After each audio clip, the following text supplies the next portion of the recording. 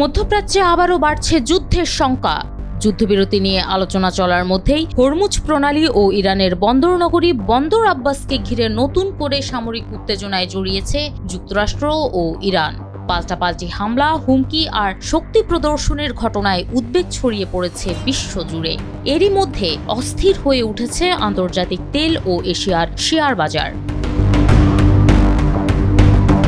যুদ্ধবিরতির মধ্যেই ২৮ মে ইরানের দক্ষিণাঞ্চলে হামলা চালায় যুক্তরাষ্ট্রের সামরিক বাহিনী। মার্কিন সেন্ট্রাল কমান্ড সেন্টকম জানায়, বন্দর আব্বাসের কাছে একটি সামরিক স্থাপনাকে লক্ষ্য করে এ হামলা চালানো হয়। তাদের দাবি, সেখান থেকে চলছিল ড্রোন হামলার প্রস্তুতি, যা মার্কিন বাহিনী ও বাণিজ্যিক জাহাজের জন্য বড় হুমকি। সেন্টকম আরও জানায়, হরমুজ প্রণালীর আশেপাশে ৪টি ইরানি আত্মঘাতী ড্রোন ভূপাতিত করা হয়েছে।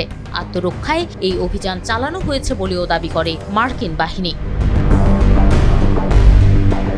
অন্যদিকে এই হামলাকে সরাসরি যুদ্ধবিরতির লঙ্ঘন বলে বর্ণনা করেছে ইরান। দেশটির বিপ্লবী গার্ড বাহিনী IRGC জানিয়েছে, বন্দর আব্বাস এলাকায় মার্কিন হামলার জবাবে একটি মার্কিন বিমান ঘাঁটিতে হামলা চালিয়েছে তারা। যদিও কোন ঘাঁটিতে হামলা হয়েছে সে বিষয়ে বিস্তারিত জানানো হয়নি। IRGCর বিবৃতিতে বলা হয়, আগ্রাসনের প্রতিক্রিয়ায় কোনো ছাড় দেওয়া হবে না, ভবিষ্যতে আরও কঠোর জবাব দেওয়া হবে। এর আগে হরমুজ প্রণালীতে নতুন উত্তেজনার খবর প্রকাশ করে ইরানের আধা সরকারি বার্তা সংস্থা তাসনিম নিউজ। তাদের দাবি, একটি মার্কিন তেল ট্যাঙ্কার রাডার ও যোগাযোগ ব্যবস্থা বন্ধ রেখে প্রণালী অতিক্রমের চেষ্টা করছিল। এ সময় ট্যাঙ্কারটিকে লক্ষ্য করে গুলি চালায় IRGCর নৌবাহিনী। সংবাদ মাধ্যমটির খবরে আরও বলা হয়, ইরানি নৌবাহিনীর 4টি জাহাজকে সতর্কবার্তা দিলেও জাহাজগুলো তা অমান্য করে, ফলে বাধ্য হয়েই ছোড়া হয় সতর্কতামূলক গুলি। এ ঘটনার পরপরই বন্দর আব্বাসের পূর্বাঞ্চলে শোনা যায় কয়েকটি বিস্ফোরণের শব্দ। ইরানের সংবাদ মাধ্যমগুলো জানায়, বিস্ফোরণের সঙ্গে গোলাগুলির ঘটনার সম্পর্ক থাকতে পারে, তবে এ ঘটনায় হতাহত বা বড় ধরনের ক্ষয়ক্ষতির কোনো খবর পাওয়া যায়নি। মধ্যপ্রাচ্যের এই নতুন উত্তেজনার প্রভাব দ্রুত পড়ে বিশ্ববাজারে।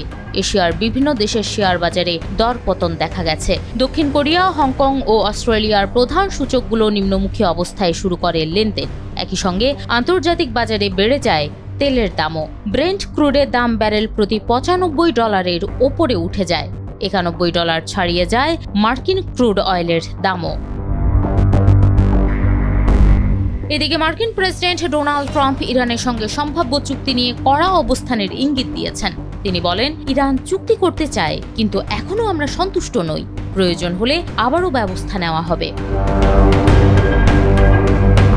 অন্যদিকে ইরানও সাফ জানিয়ে দিয়েছে, নতুন কোনো হামলা হলে তার জবাব আরও কঠোর হবে।